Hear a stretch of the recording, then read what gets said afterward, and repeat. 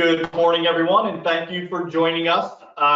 Today, we're going to talk about how to remote coach and just some best practices on remote coaching with your K-Coach or your K-Player technology. So this is going to be a little bit of a shorter session, possibly, depending upon questions. I just want to go through with you a couple things that I've done in the past and how I've used the 3D technology to remote coach. And then ideally, if any of you have done remote coaching, especially in the recent couple months, I'd love to hear what you all have done. So as I'm talking through my scenarios and what I've done with remote coaching in the past and how I've been able to monetize that, I'd love for all of you, if you have your own experiences, just go ahead and type them in the chat box or the questions box, and we will definitely get to those and read those out once I kind of get through my portion, because again, I know we're all doing our own thing and we all have different scenarios, and some things might work for some and not for others, or vice versa. So I definitely want to share as much as we can on this particular webinar. But I'll kick things off and talk to you a little bit about what remote coaching I think is applicable today. Let's break it apart into two different buckets.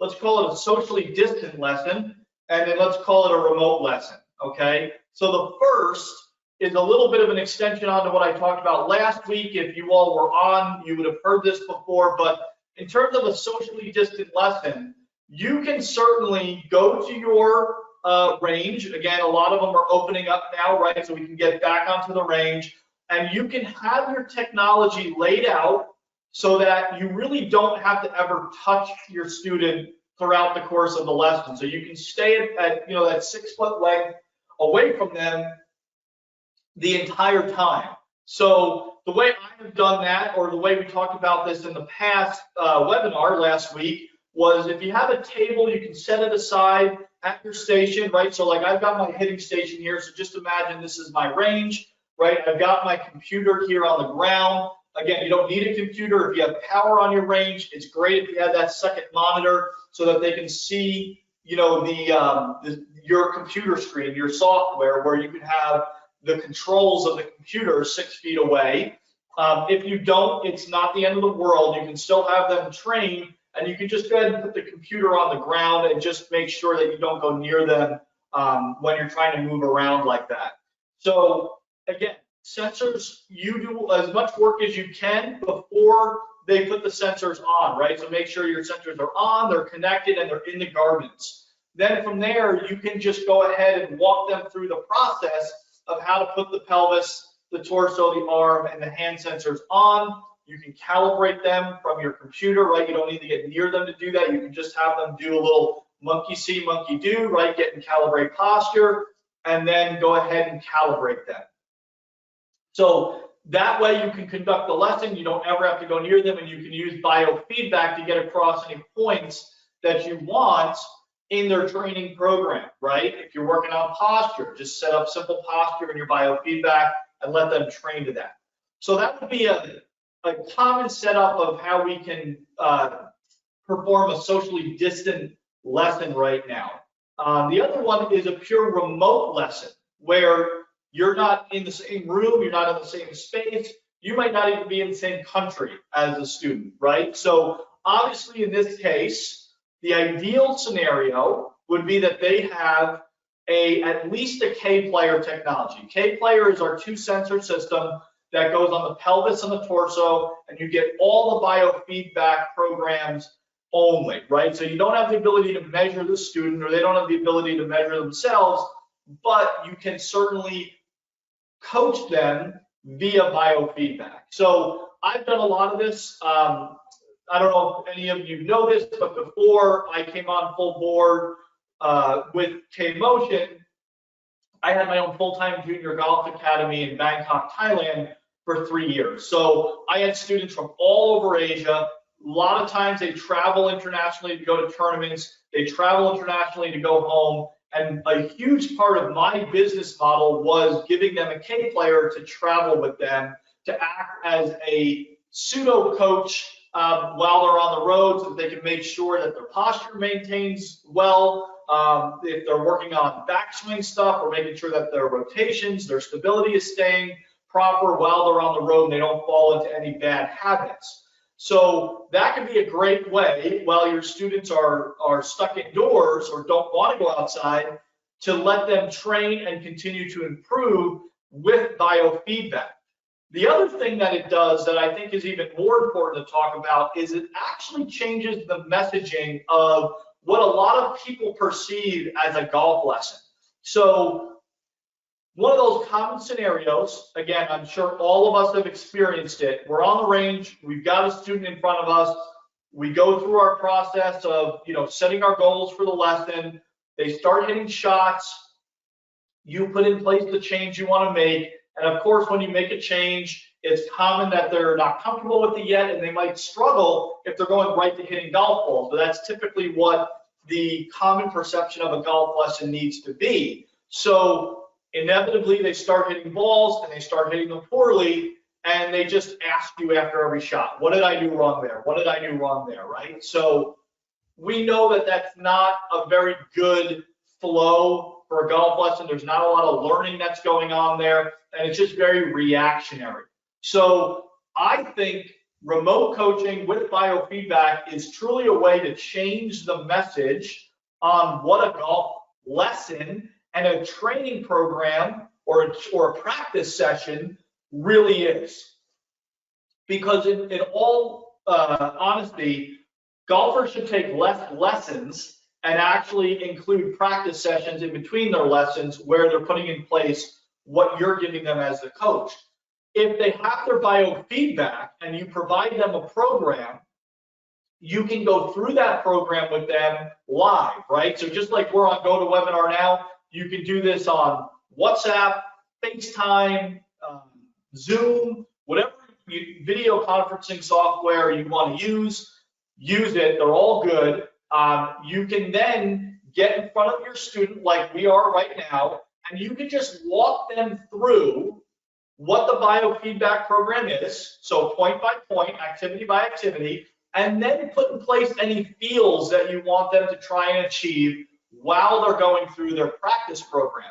But then the key to this is they go practice on their own with the biofeedback, right? So you might tell them, hey, we're going to talk through this for an hour right now. I'm going to walk you through your program. I'm going to answer any questions. We're going to put in place any feels that might accompany the biofeedback program. And then you're going to go train this for 2 weeks. And I want you to do this for 3 days each week for 45 minutes for 2 weeks, right? And then we'll come back and we'll go through it again and we'll just kind of revisit it, see how you're doing with these activities. We'll see if we need to stick with it a little bit longer or if we can move on, right? So you can see how I just laid that out. The flow really changed from reactionary to being very proactive about setting up practice programs for your players to move better in between your sessions, which means you're going to get so much better results from your students, and they're not even going to realize it, right? Because this is just the way the structure of this type of a lesson is, and this type of a program is. So it's not even like they're questioning it and saying, oh, this isn't like a real golf lesson. It's just different, right? And it's actually better. They just don't know it yet. So for this type of a program, it's very common, and what I've done in the past is you can charge for your time.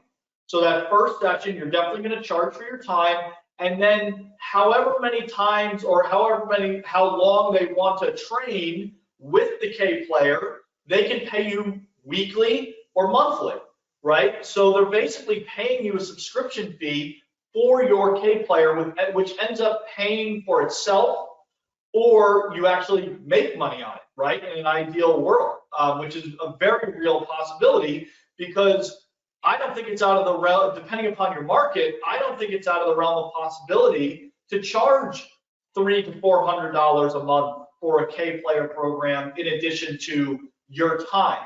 So again, this is something that is perceived as a huge value add because it's like having you by their side when they're practicing, right? Because you've built them the program. So it's a great way to leverage your time and to make that residual income on top of your time, right? So think about that. Again, if it's not something that you want to buy a K player, maybe you can have your student buy the K player, and then you could charge a little less, right? I wouldn't charge as much if they own the technology versus if you own the technology. But again, that's going to be up to you. I've done it both ways. I prefer to own it and then rent it out because then I end up making money on my technology.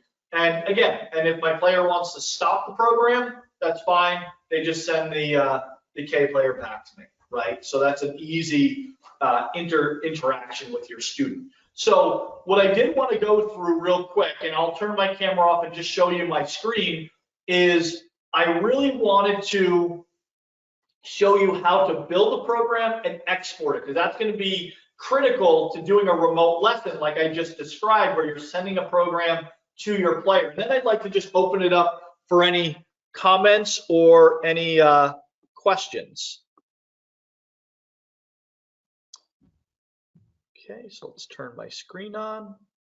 Okay, so you should be able to see my K-Coach here, my home screen. So all I need to do is go into train, okay?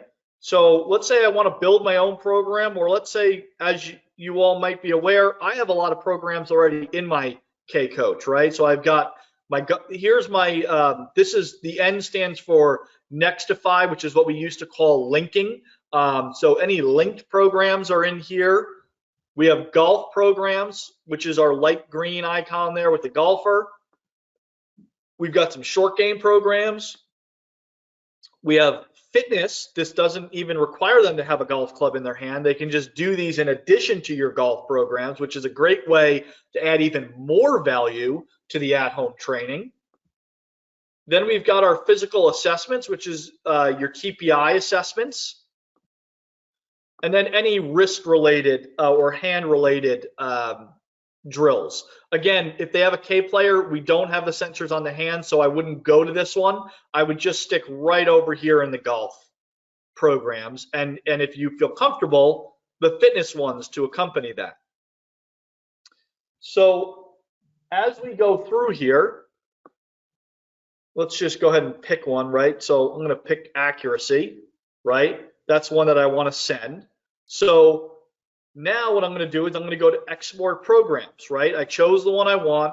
I'm going to go into export programs.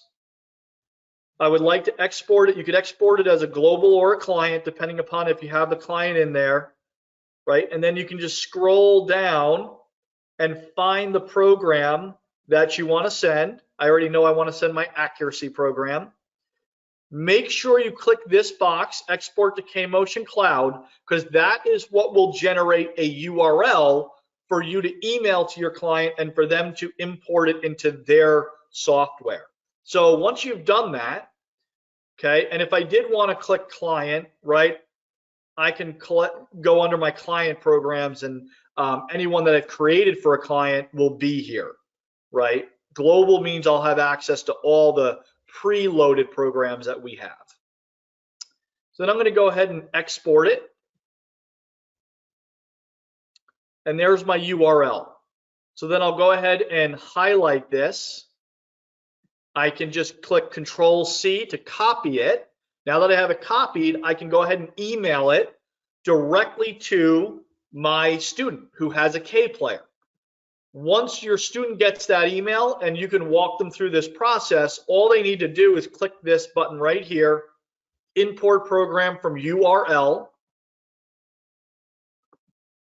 go right in here, and then they're just gonna Control-V, paste it in, click import, and then it will show up right in their programs, okay, right at the top. So it'll be right at the top of their programs, and then they'll be able to then just load that program, right? If it showed up, if it was accuracy, they would just load the program up, and there you go. Now you've got your program. They can click launch, and this can be all done while you're on that session with them. Remember, the live session that you have with them does not have to be 100% technical related teaching. It can be, hey, let me walk you through this process to get your program into your computer. Let's walk through the program together, Let's implement any fields that you feel like you need to have to achieve any one of these activities, answer any questions that they have, and send them on their way. Let them go train for a week, for a couple weeks, whatever you want to do that fits their level of commitment or how much time they have. Okay? Then once you do that, when you're at the end of that process, just get on the call with them again and just basically rinse and repeat. Do it again and help them walk through, any issues they've had, whether it be technical or swing related, right? And if it's technical, of course, we can help you with that, right? We have a great tech support team that can walk you through any issues that you might have or they might have. So that would be the flow of how I would recommend positioning your 3D technology to teach a remote lesson and actually make more money on top of your hourly rate. So with that, that's what I wanted to show everyone. I'd like to go ahead and just see if we have any questions in here. Mason, are you there still? I am here, Joe. Do we have any questions yet on any of that? Yeah, our first question was, can you change the ranges on the activities in a program before you export? Yeah, absolutely. So great question. You can edit anything you want before you export it, right? So for example, if I'm in here, let me just start fresh, right? Remove all. Let's just say I wanted to do an advanced posture program, something really simple, just one thing for my student. I can go right in here, okay? If I have my client's name pulled up, okay, so I can just go in here and choose, any particular name, right? So I'll just choose myself. No, I don't want to save. So there's my name. Now you see my name up at the top left, okay? So now I'm going to go over. Now I've got my name pulled up. Train, okay? I'm going to train some advanced posture for myself. I can go into advanced view, change these numbers. Maybe I want 35 with the torso, and maybe I want 21 with the pelvis. I can close this now, save it. I'm going to save this as Joe's Advanced Posture. Save it as a client program under my name. Okay, so now when I want to go and edit, or I'm sorry, export the program to Joe, I go to Export Programs, Client. Joe's Advanced Posture is the one I want to send. I've already got this checked. Go ahead and export it. Same way. Now I've got this highlighted. Control C. Close that. And then Joe, my student on the other side, will just click this button. Select right in here. Paste it in and click Import. And it will show right up in his programs. Okay, so you can edit it. You can name it. And then you can export it. So it's very, very personalized for your individual student. Okay, great, Joe. The next question is, so how does this work if the K-Player software is on a device that you're renting them without their email client? Well, they can always, so if it's on a device that you're renting them, they're always going to have access to email if they have access to internet. So really all you need to do is email the URL, have them go into that email, copy it, and then they can go into their software on their computer that's been preloaded, and we can import it that way, right? So you can always export a program to a URL and then just email it, Gmail, Yahoo, whatever you use, and then from there they get it and they import it into their software, so that they would need the K-Player software on their computer, so that they can get it loaded up onto their computer. Or what might be a little bit of a simpler scenario is, especially for K-Player, Microsoft makes a Surface Go tablet. It's only $400, and it actually will support K-Player very well. And it's the size of an iPad, right? So it's a nice little package that you can provide your student. And you can obviously reuse that tablet for multiple students if you have multiple, if you want to take the K player from one student to another, if one program ended and another one began. So I would just factor that into the pricing, and that way you give it all to them as just a nice, neat little package with this Surface Go tablet and their K player, and they can just go off and train. All right, next question, Joe. I do not have a K player at this time, maybe in the future. How do you utilize KVest remotely without K player? Great question. The only way you can utilize, well, the best, not the only way, the best way that I would do it is you can, again, if you're near a person, you can get their data collected, right? And then you can build them a coaching program that can be delivered by one of these video conferencing softwares.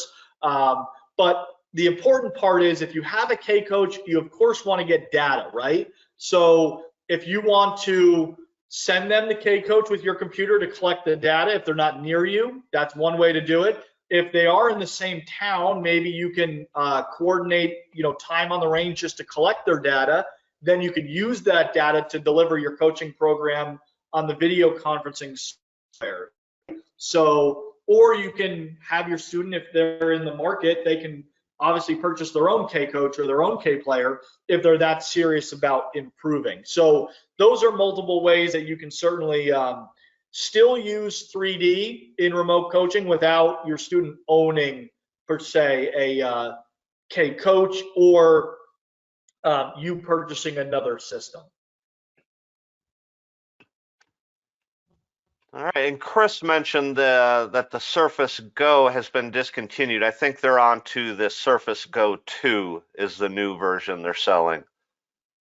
That's correct, yeah. So they've come out with the Surface Go 2 very recently. So the new Surface Go is what I would recommend if you're going to purchase one to go along with your K player, or if your student has a K player. Perfect. All right, our next question, Joe. How do you put the sensors in the garment and get the garment ready for an in-person lesson without contaminating it before a client puts it on? Do you recommend teaching with gloves? Yeah, again, this is more of very much a personal preference, right? We're all in different areas and there's different levels of precautions that people are taking, right? So teaching with gloves is certainly one way to do it. You can change your gloves in between lessons. That way the same gloves don't touch the garments, right? That'll minimize any cross-contamination of your garments. You can also wipe down your garments with like Clorox wipes in between. Again, lightly wipe them down. You don't have to go crazy because it could affect the coloring or some of the water-resistant properties of the garments, but you can certainly do that. So changing gloves between taking sensors in and out of the garments when you wipe them down, obviously changing gloves regularly before you put them back in the garments will make sure that there's no cross-contamination.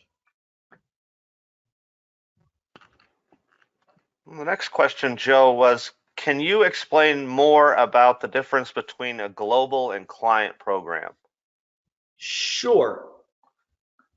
So a global program is right up here. If we're on global, that means any program that we have in the K coach. That means that you all have the same ones. They're global. They're preloaded into your software. They're for everyone, right? And you can certainly use global programs if you have students, multiple students, let's say, that fit into a certain program, right? So we've all seen multiple students that have S posture, right? So you might use that one a lot. You might build your own programs and save them as a global program because it's just what you like to coach and you don't want to have to keep building it over and over and over again. But if you want to make a personalized program out of certain activities, right, and you want it to be personalized to that specific player, well, then you can save it as a client program under that client's name, and it will only show up when their name is pulled up. That means if I change clients, that program will not be there. but the global programs will. So that's the difference between a global program and a client program.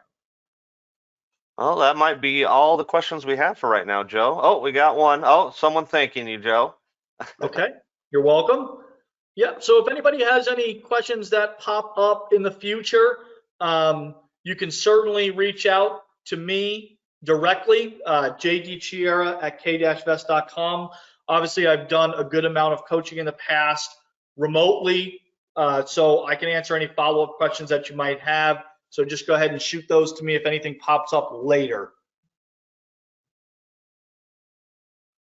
All right. I think we're good. So we'll go ahead and close down the webinar. Again, thanks everyone for joining. If you have any follow-up questions, you can reach out to me directly. Thank you.